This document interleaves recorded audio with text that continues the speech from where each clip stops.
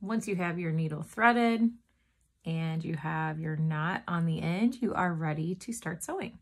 The second stitch we're going to learn is the running stitch, or some people call it the running man. And what you're going to notice for this one is that you're going to see that the stitches lay on top instead of whipping around the side. So you'll just have like little dashes throughout your fabric. Okay, so I'm going to move this over here, running stitch. On my fabric, you want to line your fabric back up. Okay, I did my whip stitch over here, so just ignore that. So you're going to do the running stitch and just pretend the other one's not there. Okay, so you're going to find a spot to start, and you're going to, just like before, bring your needle or your diver up through the fabric in your starting spot and let it catch your knot. Boop. Okay, so now that your diver or your needle is above the water, you're going to dive back down through the top of the water, back down into it. So down into the water. And you will notice it makes a little dash.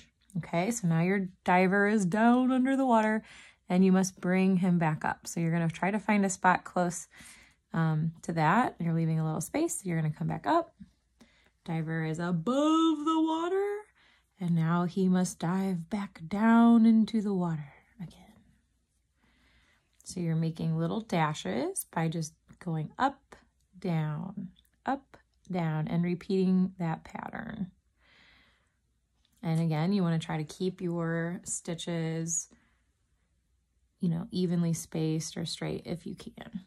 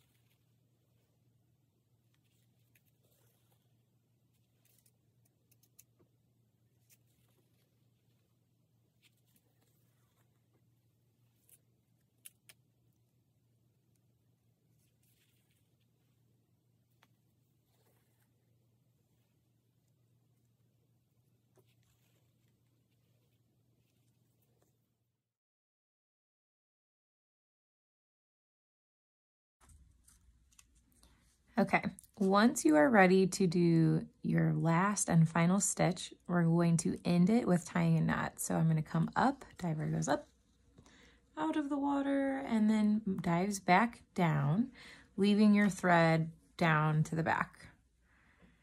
And then you're just going to tie your knot on the back. So you're going to create a loop, just like before. There's your X. You're going to take the end of your fabric, or your thread, I'm sorry, go through the hole, or the loop.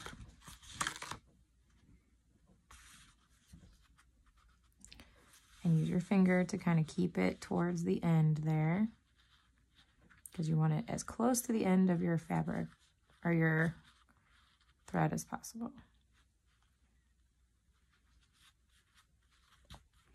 There you go. Now that's pretty tiny, so I think I'm going to do it again.